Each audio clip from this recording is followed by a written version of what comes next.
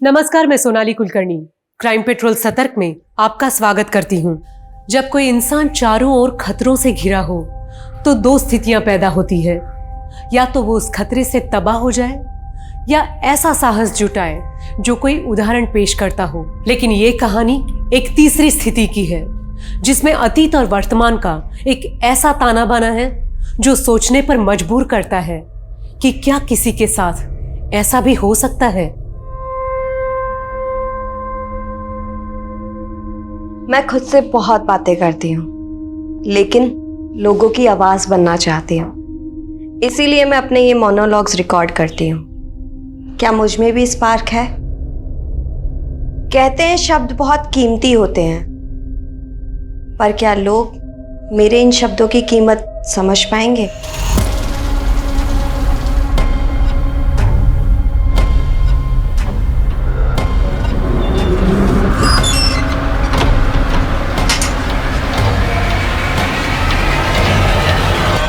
Police control room. इस वक्त की सबसे बड़ी खबर राजपुर रोड से आ रही है, जहां पर एटीएम कैश ले जाने वाली वैन को लूट लिया गया है। कहा जा रहा है कि इस वैन में तकरीबन 10 करोड़ रुपए कैश था।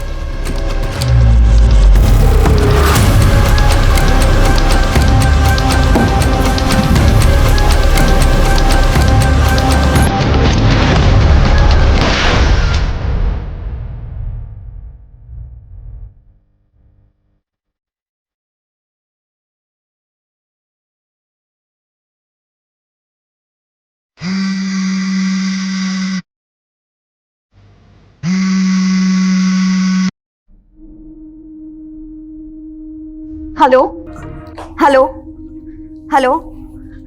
हाँ सर, मैंने अपने सोर्सेज से पता किया है, ये इन्फॉर्मेशन एकदम करेक्ट है।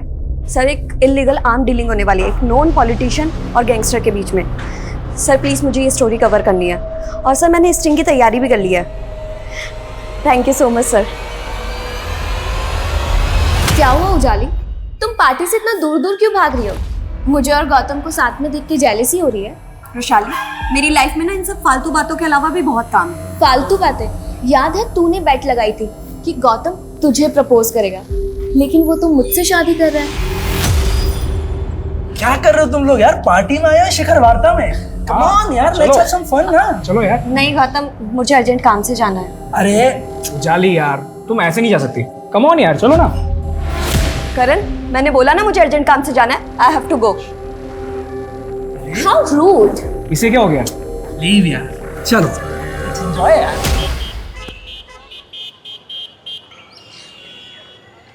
ये तीसरा कॉन्ट्रैक्ट हाथ से निकल गया है। I am damn sure company का कोई एम्प्लॉय हमारे कोटेशंस लीक कर रहा है। देखो, डिटेक्टिव करना है करो, मुझे कंपनी के हर एम्प्लॉय को इन्वेस्टिगेट करना है, समझे? पापा, ऐसा क्या हो गया आपके बिजनेस में कि आपको डिटेक्टिव करना पड़ रहा है? तेरा जर्नलिज्म क्या कम था? अब तो तेरे पापा भी ऐसी बातें करने लगे हैं कि सुनकर डर लगता है। मम्मा, अगर लाइफ में कुछ एक्साइटमेंट ना हो तो लाइफ जीने का मजा नहीं आता, है ना पापा? एक्साइटिंग की बच्ची, अपने मम्मी के कंसर्न को समझो। ये पत्रकारिता छोड़ और बिजनेस ज्वाइन कर ले। फिलहाल पापा मैं अपने जर्नलिज्म से बहुत खुश हूँ, और हाँ, मुझे चेंज करके फटाफट निकलना है, कि स्टोरी कवर करनी है। मतलब तू एक और नया खतरा मोल लेने जा रही है? मम्मा, कोई खतरा मोल नहीं ले रही हूँ मैं, इतनी क्यों टेंशन लेते हो आप? डोंट मेक अस फूल बेटा, आई नो तुम अंडर कवर बन के डिस्गाइज लुक में इधर उधर जाती हो, और इस बार भी किसी मिशन पे जा रही हो।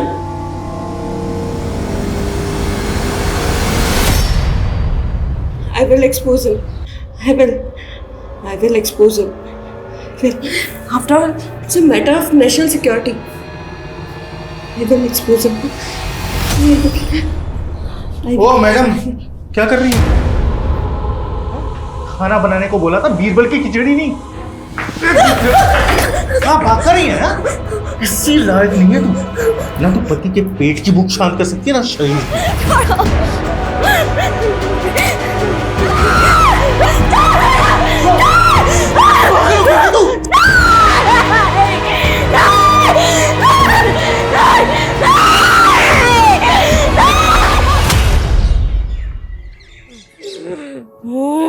बाबा, 1 महीने पहले मेरी इससे शादी हुई थी, लेकिन जब भी मैं इसके साथ संबंध बनाने की कोशिश करता हूँ ना, इसके अंदर भूत आ जाता है। बोल, कौन है तू? इस लड़की के अंदर कैसे घुसा? बोल, कौन है तू?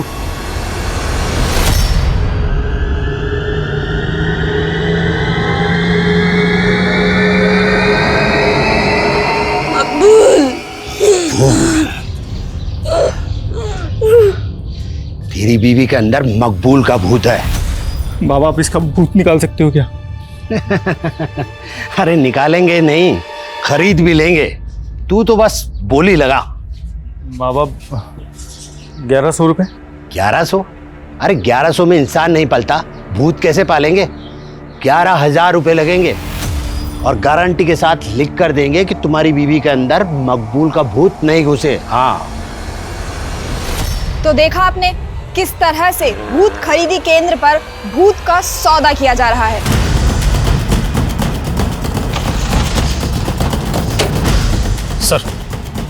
सर कोई इस लड़की को यहाँ अर्थी पे छोड़ गया।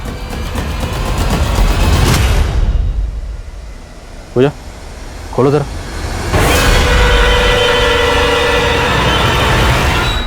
गले पे स्ट्रैंगुलेशन के मार्क्स हैं और बॉडी पे इस तरह के मार्क्स हैं जैसे इसे टॉर्चर किया गया हो। सर इसका मतलब लड़की को मार के इसकी लाश को यहाँ डंप किया गया। एरिया में जितने भी शमशान हैं सब जगह पता करो, शायद इस लड़की को लीड मिले।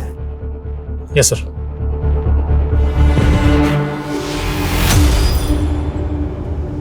पूजा बड़ी को जरा पलटो।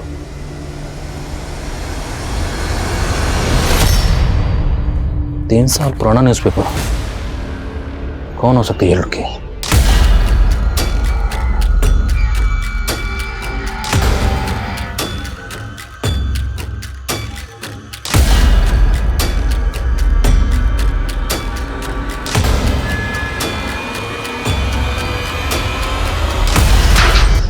बाहर खोले देख।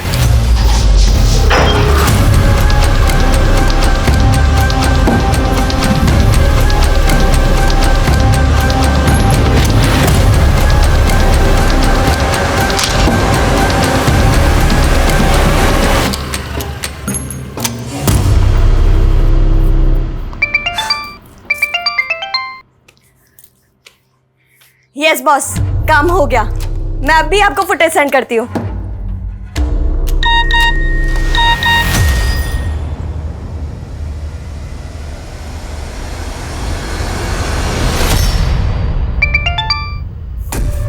ये क्या बकवास है रुशाली? एक्चुअली ना मैंने गौतम के साथ बहुत मेमोरेबल टाइम स्पेंड किया, सोचा तुझे बता दूं। तू मुझे जेलस फील कराने के लिए इतनी हद तक गिर सकती है, ये मैं सोच भी नहीं सकती थी। तू रुक, अभी मैं गौतम को पूरी सच्चाई बताती हूँ कि तू कितनी गिरी हुई लड़की है।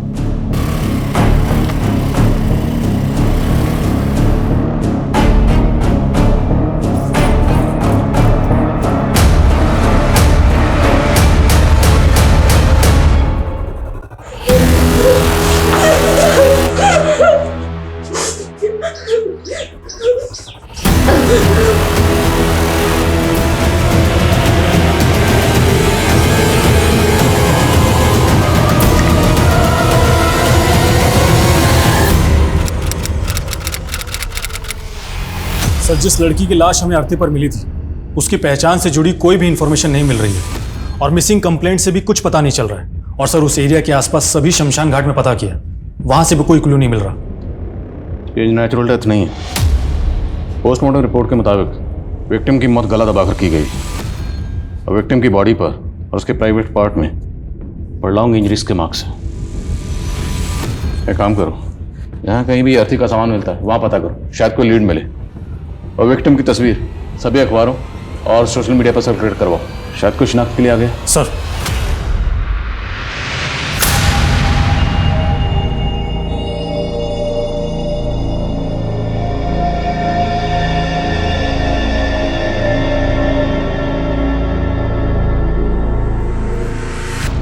सुनीता, हाँ ये देख, ई न्यूज़पेपर में क्या छपा है? ये अज्ञात लड़की की लाश वाला है? अरे नहीं, ये देख, ये जिंदगी वाला। ये सुरेंद्र श्रीवास्तव नाम का आदमी अपनी बेटी के लिए घर जवाई ढूंढ रहा है। हाँ तो? अरे तो मतलब मैं चांस लेके देखूं, हो सकता है मेरी शादी उसकी बेटी से हो जाए। हेलो, काला नगर पुलिस स्टेशन। आप कौन बोल रही हैं? सर मैंने ही आपको फ़ोन किया था। जिस लड़की का फ़ोटो आपने अखबार में छापा था वो हमारी पड़ोसी है। वो अपने पति के साथ यहाँ रहती है, पर कुछ दिनों से उसके घर में ताला लगा है सर। उस लड़की का और उसके पति का नाम क्या है? सर उसके पति का नाम तो बंसी है, पर लड़की का नाम मुझे नहीं पता। वो पिछले महीने उसे शादी करके यहाँ पर लाया था।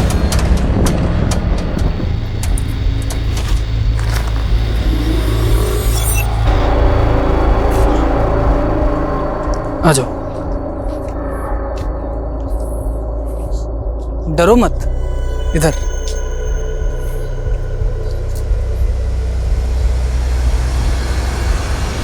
आपके पास उनमें से किसी का फ़ोन नंबर है?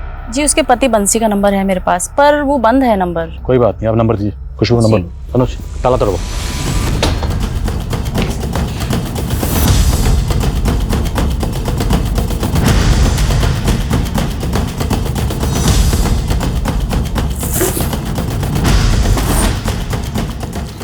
सर बंसी की पासबुक मिली है।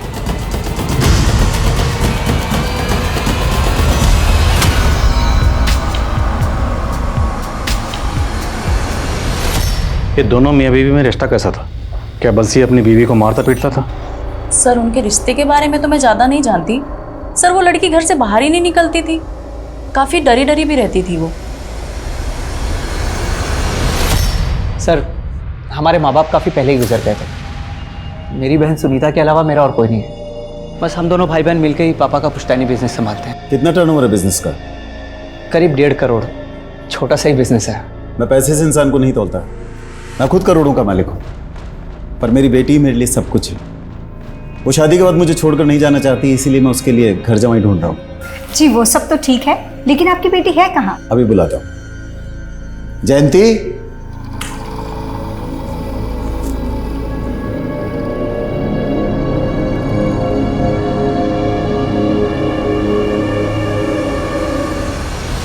सर बंसी की ट्रांजैक्शन से पता चला है कि उसके अकाउंट में चौधरी ट्रांसपोर्ट से फंड ट्रांसफर होता था। मैंने चौधरी ट्रांसपोर्ट में पता किया, वो वहाँ पे एक ड्राइवर था और उसकी कंपनी वालों का कहना है कि 11 दिन पहले वो पंजाब एक डिलीवरी लेकर गया था, लेकिन अभी तक लौटा नहीं है। पता करो पंजाब में कहाँ गया था और इस वक्त वो कहाँ है। Okay sir. सर एक लोकल चैनल न्यूज़ की क्लिप में वो लड़की दिखाई दे रही है जिसका मर्डर हुआ था।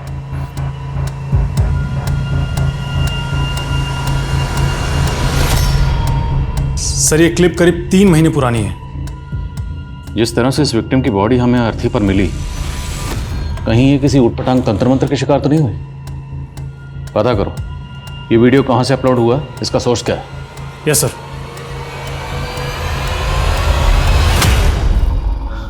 बेटा शादी पक्की करने से पहले मैं तुमको अपने परिवार की एक रस्म के बारे में बताना चाहता हूँ। पापा अभी सब रहने दीजिए ना। अब बेटा रस्म है तो निभानी तो पड़ेगी ना। नहीं नहीं, प्लीज़ बताइए ना क्या रस्म। बेटा रस्म ये है कि हमारे यहाँ लड़का जब घर जमाई बन के आता है तो वो दहेज लेकर आता है। वैसे यहाँ भगवान का दिया सब कुछ है, पर तुम 11 लाख रुपए नकद दे देना। उस पैसे से मैं तुम दोनों के नाम से दान पुण्य कर दूंगा। देखा, मुझे पहले ही लगा था अखबार में घर जमाई का ऐड देने वाले लोग फ्रॉड होते हैं, और अब अगर इन्हें पैसे दे दिए तो ये हमें चपेट लगा के निकल जाएंगे।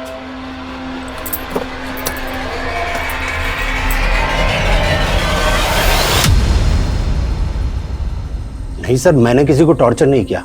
यहाँ लोग अपनी श्रद्धा से अपना भूत उतरवाने के लिए आते हैं। जिस लड़की का तूने भूत उतारा था ना, उसका रेप हुआ और कत्ल हुआ। अब सीधा सीधा ये बता कि तेरा इसमें क्या लेना देना, वरना तेरा भूत उतार दूंगा। सर आगे कुछ मत बोलिए। सर ये लड़की 3 महीने पहले यहाँ आई थी, इसका मर्डर हो गया तो मैं क्या कर सकता हूँ सर। ये लड़की यहाँ पर अकेली आई थी? नहीं सर, इसका पति से यहाँ लाया था। पति? अनुज इस आदमी के साथ आई थी? नहीं सर, ये नहीं, कोई दूसरा आदमी था। दूसरा आदमी? हाँ सर। सर आप उस वीडियो में देखिए ना, वो आदमी दिखाई दे रहा है। पक्का यही आदमी इस लड़की को यहाँ लेकर आया था? जी सर। कौन है आदमी, कहाँ रहता है? सर मुझे नहीं पता, यहाँ तो लोग बाग दूर दूर से आते हैं। अब कौन कहाँ रहता है मुझे क्या मालूम।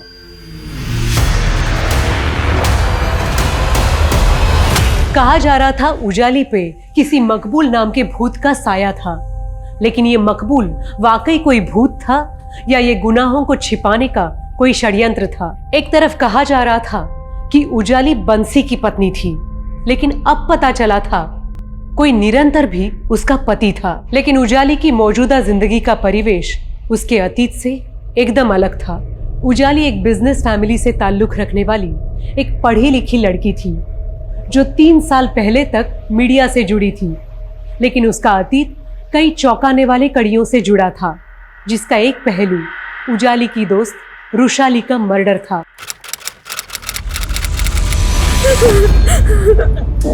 क्या हुआ उजाली? तुम रो क्यों रही हो? क्या हुआ बेटा? बोलो ना, बोलो बेटा।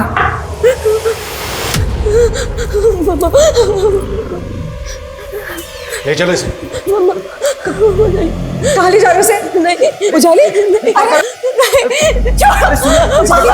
पापा मैंने कुछ नहीं किया पापा। सुनिए तो सही, फ्रेंड रुशाली का मर्डर किया है तुमने। नहीं पापा, मैंने कोई मर्डर नहीं किया पापा। रुशाली के घर के बाहर सीसीटीवी में कैप्चर हुई थी तुम। तुम्हारे कपड़ों पर खून लगा हुआ था। मर्डर करके भागी थी वहां से।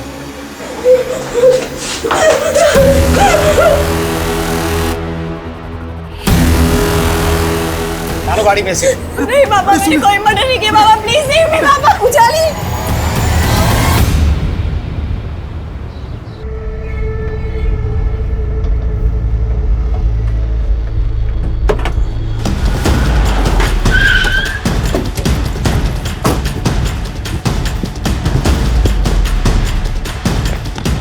मैंने कुछ नहीं किया, मैंने कुछ नहीं किया, मैंने कुछ नहीं किया साहब, मैंने कुछ नहीं किया साहब। मैं तो मेरे काम से पंजाब गया हुआ था साहब। वहाँ अखबार में देखा कि मेरी बीवी का यहाँ पे मर्डर हो गया, तो मैं डर गया था साहब। सब पता है हमें।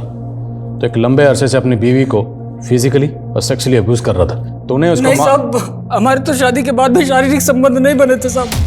मैं सच कह रहा हूँ साहब, अभी 15 दिन पहले तुम उसको सही सलामत छोड़ के गया था साहब। पूजा, मुझे पंजाब से वापस लौटने में 6-7 दिन लग जाएंगे, तुम ध्यान रखना अपना। हाँ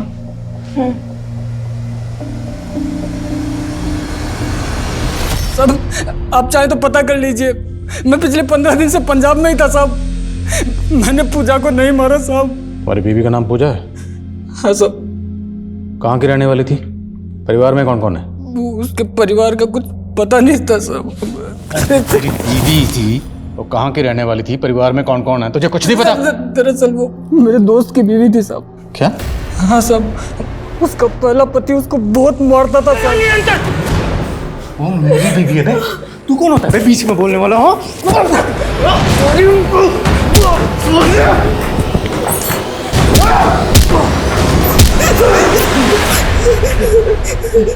चलो पूजा, चलो यहाँ से।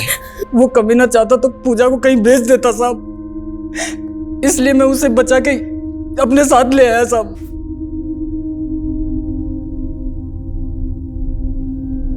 पानी, डरो मत पूजा, मैं तुम्हें तुम्हारे परिवार के पास पहुंचा दूंगा। बताओ, कहाँ रहता है तुम्हारा परिवार? पूजा ने मुझे कुछ बताया नहीं साहब, और इसलिए उसे सहारा देने के लिए मैंने उससे दूसरी शादी कर ली।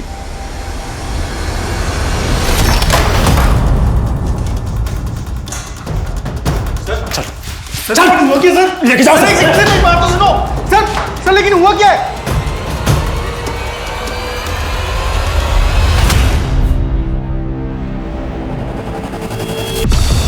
साहब वो बंसी झूठ बोल रहा है साहब। सब सच ये है कि पूजा का दिमाग खराब था साहब। उल्टा मैं तो उसका इलाज करवा रहा था। तो उल्टा इलाज करवा रहा था उसका। काफ़ी लंबे अरसे से उसको टॉर्चर कर रहा था और उसे फिजिकली और सेक्सुअली अब्यूज भी कर रहा था। साहब सच बात तो ये है कि मैं कभी पूजा के साथ फिजिकल रिलेशन बना ही नहीं पाया साहब। मैं जब भी उसके पास जाता रहा उल्टा मुझे मारने को दौड़ती थी साहब। तो इसलिए तूने उसे मार दी? साहब मैं क्यों मारूंगा उसको साहब, उसका दिमाग बिल्कुल खराब था। सच बताऊं तो औरत कभी मुझे समझ ही नहीं आई साहब। कभी तो गवारों वाली हरकत करती थी, कभी अंग्रेजी में बड़बड़ाती थी। I will expose him. I will expose him. After all, it's a matter of national security.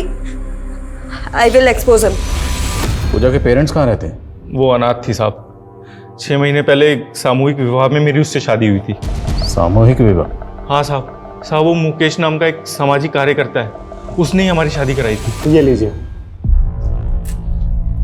हमारा एनजीओ 21 अनाथ लड़कियों की शादी करवा रहा है, और मैंने सुना है कि तुम्हारी भी शादी नहीं हो रही है। तो तुम चाहो तो इनमें से किसी एक लड़की के साथ एनजीओ द्वारा आयोजित सामूहिक विवाह सम्मेलन में शादी कर सकते हो। सर ये वाली साहब, मुझे नहीं मालूम था कि जिससे मेरी शादी हुई थी वो दिमाग से खिसकी हुई थी। मुकेश और उस एनजीओ की डिटेल्स हो, इन्होंने तुम्हारी शादी करवाई थी। ठीक है सर। जयंती, याद है तुमने कहा था जब तक हम दोनों एक दूसरे को ठीक तरह से जान नहीं लेते तब तक। किसी को जानने के लिए उसके करीब आना ज़रूरी होता है। कहीं तुम नपुंसक तो नहीं, इसलिए घर जवाई बनने के लिए तैयार हो गए? ये क्या कह रही हो तुम? जयंती, सोच के तो बोलो। अगर ऐसा नहीं है तो फिर दिखाऊंगा। दिखाओ मुझे अपनी मुंडाई। जयंती, लेकिन सर कहीं से भी ये पता नहीं चल रहा है कि उन्होंने वो अर्थी कहाँ से खरीदी होगी जिस पे पूजा की लाश मिली थी। सर मुकेश का फोन काफी महीनों से बंद है, वो भी गायब है। और निरंतर ने जिस एनजीओ के बारे में हमें बताया था, वो एनजीओ वाले किसी भी मुकेश को नहीं जानते और ना ही कोई सामूहिक विवाह करवाते। मतलब निरंतर ने झूठ बोला, पर फिर भी ये मुकेश गायब क्यों है? और निरंतर और बंसी ने बताया कि उनके पूजा के साथ किसी तरह के कोई फिजिकल रिलेशन नहीं थी, जबकि पोस्टमार्टम रिपोर्ट के मुताबिक पूजा को लंबे अरसे से फिजिकली और सेक्सुअली टॉर्चर किया जा रहा है। सर, हो सकता है बंसी और निरंतर दोनों मिलकर हमें घुमा रहे हैं। शायद दोनों ही उसका रेप करते हो। और निरंतर ने बताया कि पूजा कभी कभी अकेले में इंग्लिश में बड़बड़ाती थी। I will expose him. After all, it's a matter of national security. तो मुमकिन है कि पूजा किसी पढ़ी लिखी फैमिली से बिलोंग करती और जहनी हालत खराब होने की वजह से गलत लोगों के चंगल में फंस गई। सर, हमने निरंतर के घर की भी तलाशी ली तो वहां पर हमें एक रसीद मिली है जिस पर किसी मकबूल भूत की खरीदी के बारे में लिखा गया है।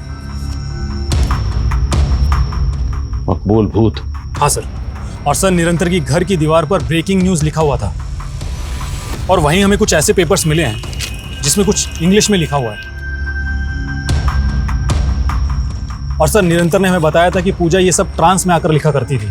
ये तो किसी न्यूज़पेपर के हेडलाइन की तरह लग रहा है। विक्टिम की बॉडी हमें जिस अर्थी पर मिली थी उस पर कुछ न्यूज़पेपर थे। उन न्यूज़पेपर की हेडलाइन को इन हेडलाइन से मैच करके देखो कोई कनेक्शन बनता है। और पूजा की तस्वीर को इंडिया के सभी थानों में सर्कुलेट करवाओ। आई थिंक हमें पूजा के केस को समझने के लिए पूजा और उसकी स्टेट ऑफ माइंड को समझना पड़ेगा। Yes sir.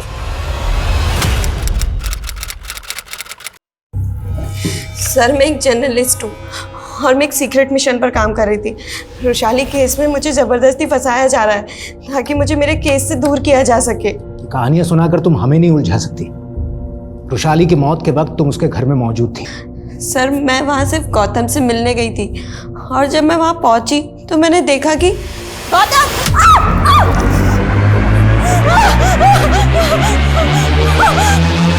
और इसी वजह से मेरे कपड़ों पर खून लग गया और कपड़ों पर खून लगने की वजह से मैं घबरा गई। मुझे कुछ समझ नहीं आया, मैं अपने घर चली गई। बस मैंने ये गलती कर दी। मुझे उसी वक्त आप लोगों को कॉल करना चाहिए था। लेकिन किया नहीं। तुम्हारा मोबाइल भी चेक करवाया हमने। ये वीडियो दिखा के ब्लैकमेल कर रही थी ना तुम रुशाली को? नहीं सर, बल्कि ये वीडियो रुशाली ने खुद मुझे भेजा था। झूठ मत बोलो। तुम्हारे खिलाफ गौतम ने भी स्टेटमेंट दिया है। सर, एक बार पहले उजाली ने मुझे प्रपोज किया था, लेकिन मैंने उसे क्लियर कर दिया था कि मैं रुशाली से प्यार करता हूँ। इसी जेलसी के चलते तुमने रुशाली का मर्डर? नहीं सर, ट्रस्ट में मैंने किसी को नहीं मारा है, मैंने किसी का खून नहीं किया है सर। बेटा, एनजीओ तो क्या, तो जिस मोहल्ले में रहता है ना, वहां भी आज तक कोई सामूहिक विवाह नहीं हुआ है। पूजा को कहां से लाया था बोल? सब मुकेश लाया था पूजा को मेरे पास। कहां से लाया था? साहब, 51,000 रुपये में खरीदा था मैंने मुकेश से पूजा को साहब। लेकिन मेरी कोई गलत मंशा नहीं थी साहब। मेरी शादी नहीं हो रही थी और मुझे अपना घर संभालने के लिए एक औरत चाहिए थी। तो ये मकबूल कौन है? साहब, वही तो वो भूत है जो पूजा में घुसा था। निरंतर और चिराग बाबा मकबूल को भूत बता रहे हैं। तो जब पूजा तुम्हारे साथ रह रही थी, पूजा ने कभी भी तुम्हारे सामने इस मकबूल का जिक्र किया था? मकबूल? नहीं सर, लेकिन अक्सर वो नींद में बहुत बेचैन हो जाती थी सर। नहीं, छोड़ो, नहीं नहीं, छोड़ो मुझे, छोड़ो, पूजा पूजा क्या हुआ? पूजा नींद में यासिर का नाम बड़बड़ाती थी, तो आपने कभी किसी यासिर को पूजा के साथ देखा था? मुझे नहीं पता ये यासिर और मकबूल कौन है, लेकिन कुछ तो बहुत बुरा हुआ था सर पूजा के साथ, जिससे उसकी दिमागी हालत इतनी बिगड़ गई। मकबूल और यासिर, ये दोनों कौन हैं, कहाँ के रहने वाले हैं, कोई नहीं जानता, और ना ही इन दोनों को किसी ने देखा। और अभी तक की तहकीकात के मुताबिक मुकेश ही वो आखिरी शख्स है जो पूजा को यहाँ लाया था। तो मुकेश के कॉल रिकॉर्ड चेक करो, और चेक करो कि उसमें मकबूल और यासिर का कोई नंबर मिलता है। Yes sir.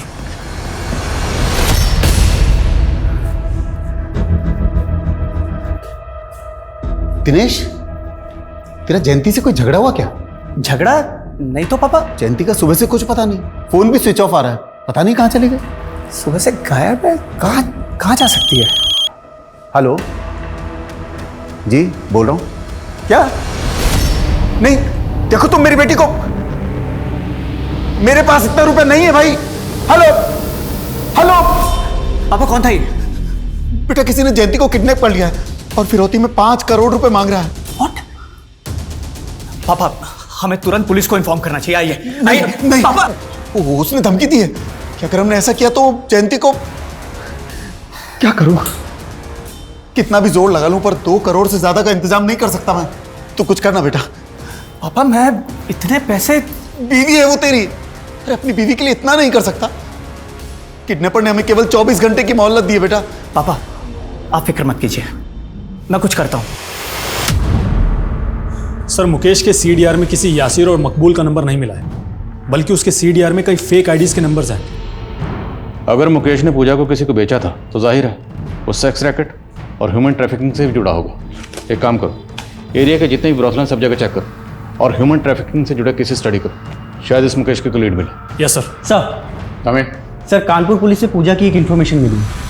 उनका कहना है कि ये लड़की पूजा नहीं बल्कि उजाली नाम की एक जर्नलिस्ट थी सर, जो किसी रुशाली नाम की लड़की के मर्डर केस में प्राइम सस्पेक्ट भी थी। और सर, ये उजाली उस मर्डर केस में बेल पर थी, जिसके बाद से वो फरार है। तब से कानपुर पुलिस इसकी तलाश कर रही है। तो मतलब हमारे केस की विक्टिम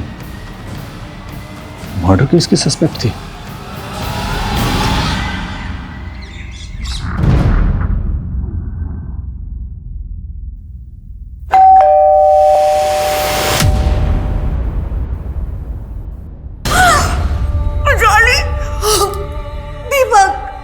आप जानते थे कि 3 साल से आपकी बेटी उजाली कहाँ रह रही थी?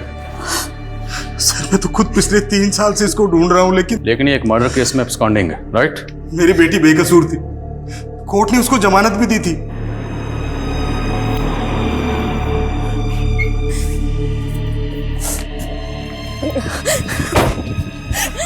जमानत पर बाहर आने के बाद उसको किसी ने अगवा कर लिया था सर। किसने अगवा किया? कौन था वो? ये तो नहीं मालूम, लेकिन उसके साथ साजिश हुई थी। हमने उसकी मिसिंग कंप्लेंट भी पुलिस में लिखवाने की कोशिश की थी सर, लेकिन पुलिस ने हमारी कंप्लेंट तक दर्ज नहीं की, उल्टा उस पर फरार अपराधी का टैग लगा दिया सर। कहीं ऐसा तो नहीं कि मर्डर चार्जेस से बचाने के लिए आपने खुद ही अपनी बेटी को कहीं भेज दिया छुपने के लिए? नहीं सर, मैं तो पिछले 3 साल से उसकी तलाश में था। मैंने सपने में भी नहीं सोचा था कि एक दिन उसकी मौत की खबर सुनने को मिलेगी। आपकी बेटी उजाली पूजा बनकर कोटा में इन लोगों के साथ में रह रही थी। इनमें से किसी को जानते हैं आप? नहीं। उजाली मर्डर केस अब 3 साल पहले हुए रुशाली मर्डर केस के रहस्य उजागर कर रहा था, जिसमें पुलिस की जांच को दोहरे मापदंडों में उलझा के रख दिया था। उजाली ने 3 साल पहले रुशाली का मर्डर किया था या नहीं, इसके साथ पुलिस को यह भी पता करना था कि उजाली की जिंदगी में मुकेश, निरंतर और बंसी कैसे आए और मकबूल और यासिर कौन थे। आखिर उजाली का उनसे क्या वास्ता था।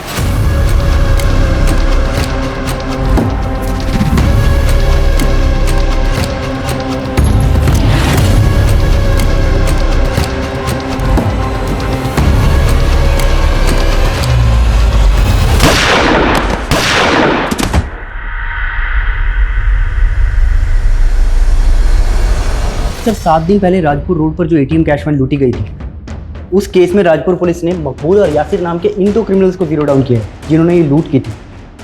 सर हमारे केस में भी तो मकबूल और यासिर यही दोनों नाम सामने आए और अब राजपुर पुलिस इन दोनों को ढूंढ रही है। पर हमारे केस में जो यासिर और मकबूल के नाम सामने आए हैं उन किसी ने देखा नहीं, उनके सिर्फ नाम सामने आए थे। अब ये महज इत्तफाक है कि इन दोनों के नाम भी सेम हैं, क्या ये दोनों वही हैं? राजपुर पुलिस से कांटेक्ट करो और पता करो कि इन दोनों का हमारे केस से कनेक्शन बैठता है। साहब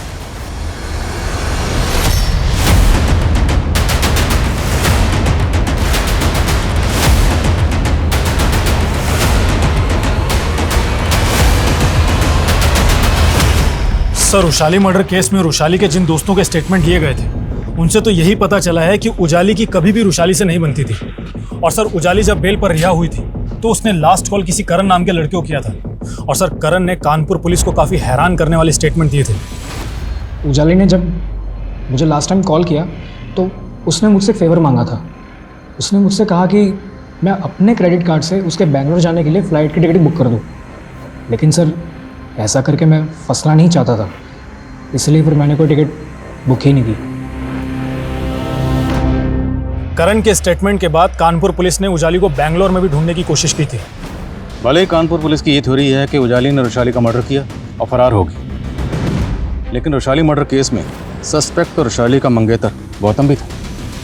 अब चूंकि उजाली कहीं गायब होगी तो सारा शक उसी पे आ गया और गौतम को मिल गई क्लीन चिट। तो सर, उजाली को गायब करने में गौतम का भी हाथ हो सकता है? मुमकिन है, या ये भी मुमकिन है कि उजाली खुद ही कहीं गायब हो गई और वो पागलपन वो सिर्फ महज उसका एक ड्रामा। आई थिंक हमें रुशाली मर्डर केस से जुड़े लोगों को भी इन्वेस्टिगेट करना चाहिए। हो सकता है उन्हीं में से किसी ने उजाली को गायब किया और उसका मर्डर भी कर दिया। नेताजी, वो जर्नलिस्ट उजाली, उसके मर्डर केस वाली पुलिस अब रुशाली मर्डर केस में दिलचस्पी ले रही है। कहीं ऐसा ना हो कि वो उजाली का लिंक ढूंढते ढूंढते हम तक पहुंच जाए। सर, उजाली 3 साल से गायब थी। अब अगर उसकी लाश मिली है तो इसका मतलब ये तो नहीं कि उसने रुशाली का मर्डर नहीं किया होगा। एक बात बताओ, तुम और रुशाली दोनों लिव इन रिलेशनशिप में थे ना? हाँ सर। तो उजाली के फ़ोन पर तुम्हारा और रुशाली का एक वीडियो मिला था, जो भेजा तो गया था रुशाली के फ़ोन से, पर हो सकता है वो वीडियो तुमने भेजा ताकि उजाली को फंसा सको। नहीं सर, मैंने ऐसा कुछ भी नहीं भेजा था। वो लड़की एक क्राइम रिपोर्टर थी। हो सकता है उसके क्रिमिनल्स के साथ कनेक्शन रहे हो जो उसे 3 साल से प्रोटेक्शन दे रहे थे। तो मतलब तुम उन क्रिमिनल्स को जानते हो? नहीं सर, मैं तो बस वो कह रहा हूँ जो यहाँ के लोकल न्यूज़पेपर्स में छपा था उजाली के गायब होने के बाद। और सर, खबरी से एक इन्फॉर्मेशन मिली है। मुकेश एक लड़की का सौदा करने के लिए दौलतपुर आने वाला है। उठाओ सर। Yes sir. अरे और कितना वेट कराएगा? कब से वेट कर रहा हूँ, लड़की कब आएगी? हाँ,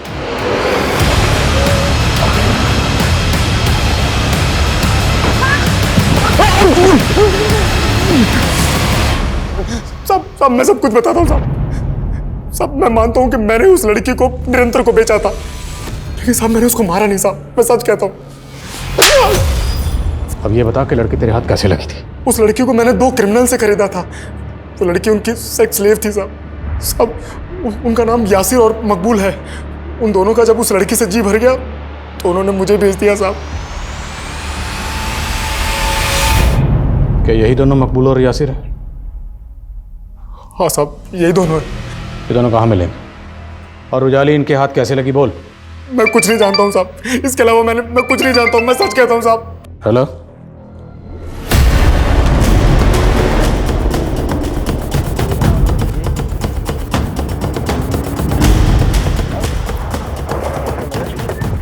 सर, एक राहगीर ने इस लड़की की लाश को देखा और उसके बाद हमें फ़ोन किया।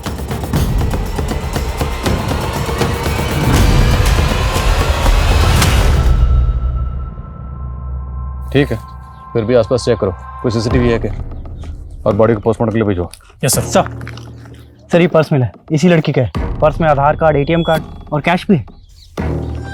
ज्वेलरी भी इंटैक्ट है, कैश नहीं लूटा गया, तो मतलब मकसद लूटपाट तो नहीं हो सकता।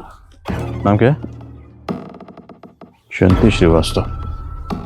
फैमिली से कांटेक्ट करो। सर,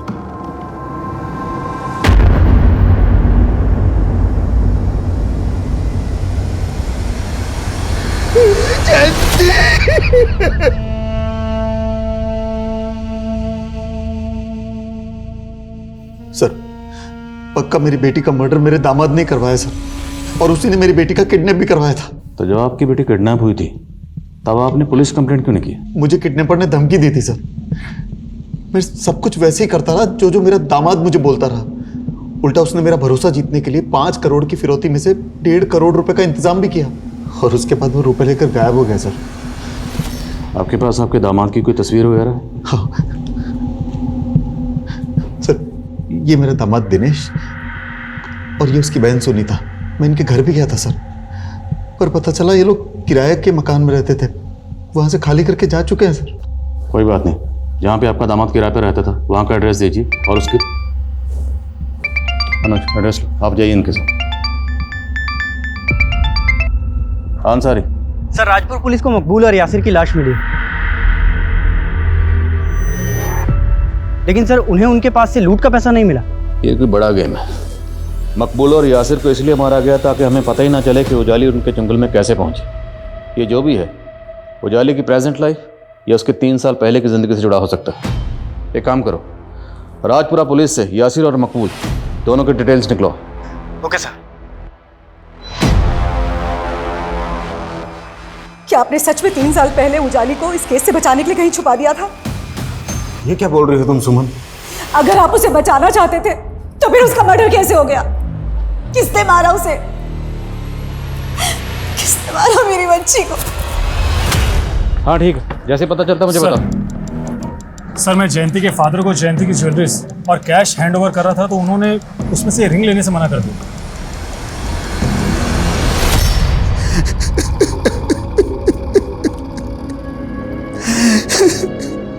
ये बाकी सब तो जयंती का है सर, पर ये तांबे की अंगूठी जयंती की नहीं है सर। लेकिन ये अंगूठी तो आपकी बेटी की उंगली पर ही मिली है। पर जयंती तांबा पहनती नहीं थी, उसे ज्योतिषी ने मना किया था। अगर जयंती तांबे की रिंग नहीं पहनती थी तो फिर ये तांबे की रिंग उसकी उंगली में कैसे आई?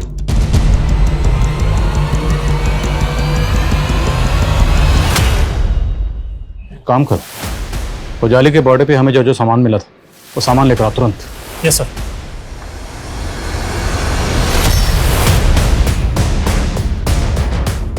Exactly same. अब क्या ये महज इत्तेफाक है कि दोनों विक्टिम्स ने सेम अंगूठियाँ पहनी हुई थी, या फिर इन दोनों केसेस की कहानियाँ इन दो अंगूठियों में कहीं छुपी हुई हैं? तो मतलब जयंती और उजाली का केसेस आपस में कनेक्टेड है और पूरे चांसेस हैं कि दोनों का कातिल कोई एक ही है। दिनेश और सुनीता की क्लीड? सर, फिलहाल तो उन दोनों के बारे में कुछ भी पता नहीं चल रहा है। जितनी जल्दी हो सके पता करो, और ये भी पता करो क्या उजाली का इन दोनों से कोई कनेक्शन था। और हाल फिलहाल में जितने भी इस तरह के मर्डर केसेस हुए सब स्टडी करो, चेक करो क्या उन केसेस में कोई ऐसा केस है जिसकी सिमिलरिटी हमारे केस से। Okay sir.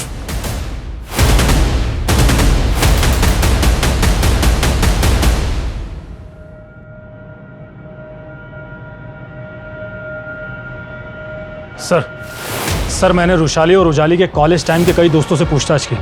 सर, पूछताछ में एक नया ही एंगल सामने आया है जो कि करण के खिलाफ जाता है।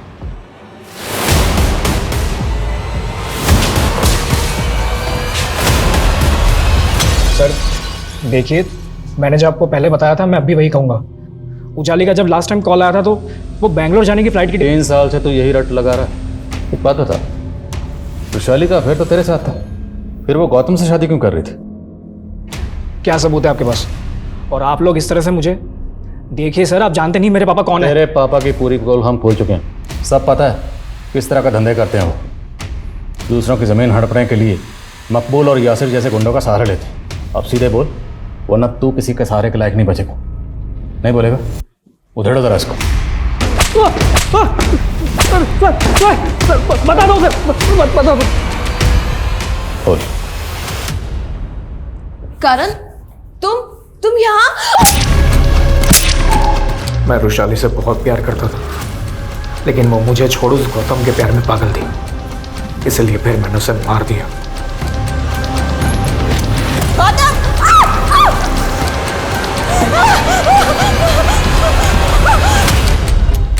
सर, फिर उजाली जमानत पे बाहर आई और अपने आप को इनोसेंट साबित करने के लिए वो मुझ पे शक करने लगी।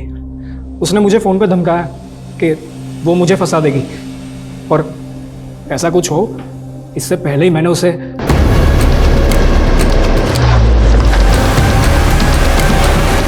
सर मैंने उन दोनों बेवकूफ़ों को बोला था कि उजाली को मार के गायब कर दे, लेकिन पहले उन दोनों ने उसके साथ मज़े किए, फिर पैसों के लालच में उसे बेच दिया, और यहाँ आप लोग उजाली मर्डर केस में लग गए, तो मुझे लगा कहीं मैं ना फंस जाऊँ, इसलिए फिर मैंने उन दोनों को भी मार दिया।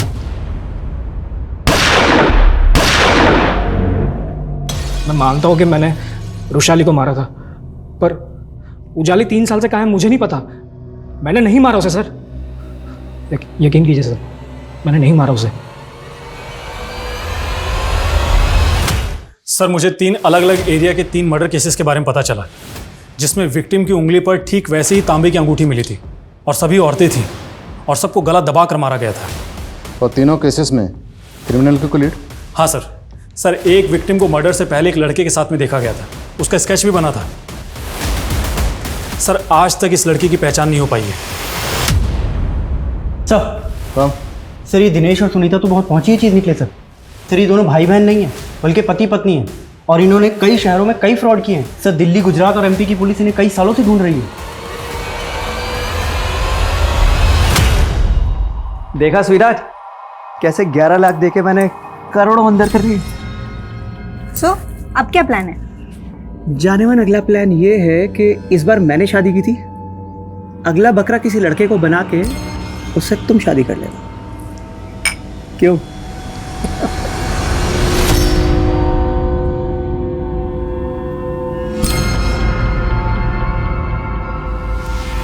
क्या कर रहा है तू? मुझे शादी करनी है, मेरी शादी करवा दो, वरना मैं ना इधर से कूद जाऊंगा मैं। पागल हो गया तू? दिमाग खराब हो गया तेरा? इस स्केच को अच्छे से देखो, इस आदमी को जानते हो? साहब इसको तो मैं जानता हूँ, इस पे भी भूत आता था। जब मैं बंसी के घर जाता था उसे मिलने, तो इसकी बहन ने ही मुझे चिराग बाबा के बारे में बताया था। बहुत घुमा लिया तूने हमें, बोल कहाँ है तेरा भाई?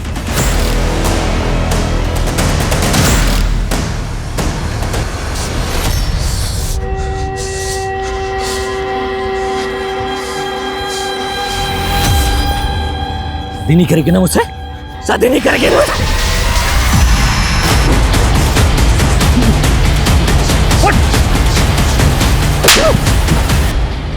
मैंने किसी को नहीं मारा साहब, वो मेरे बाप ने इन सब का मर्डर किया। कम से कम मरने के बाद तो अपने बाप को सुकून से रहने दे। नहीं साहब, वो मेरा बाप मरा नहीं है कमीना, उसका भूत है ना साहब, वो मेरे अंदर आता है रोजाना, बोलता है कि मैं ना खा रहा हूँ, निकम्मा हूँ, और कोई लड़की मुझसे शादी नहीं करेगी साहब। हाँ, और मैं जब भी किसी लड़की को पसंद करता हूँ ना साहब, मार देता है। वो पूजा है ना साहब, उसको भी मेरे बाप के भूत ने मार दिया। तूने बताया नहीं ना मुझसे शादी कब करने वाली है? मैं तेरे लिए सगाई की अंगूठी भी लेकर के आऊँ। बोल ना। छोड़ो मुझे।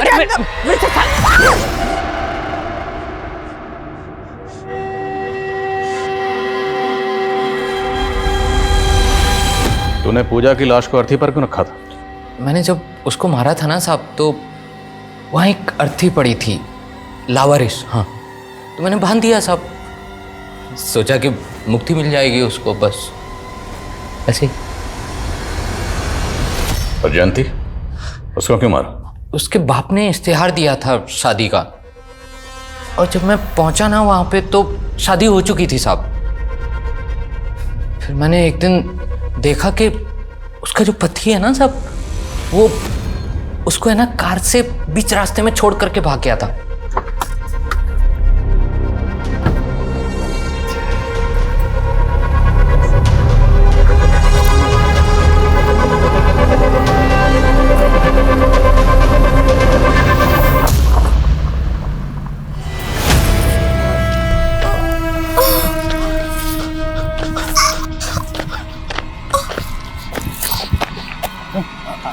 आपके लगी तो नहीं? मैं पर्स उठाता हूँ।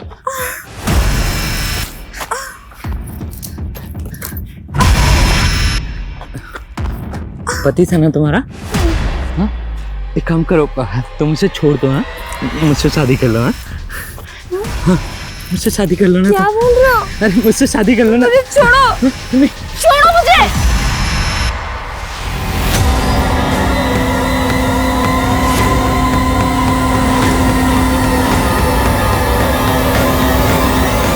आप ना मेरी शादी करवा दो, फिर कोई नहीं मरेगा। शादी नहीं, तेरी बर्बादी होगी। और चिंता मत कर, इस जेल से अब तुझे कभी मुक्ति नहीं मिलेगी, यही सड़ेगा जिंदगी भर।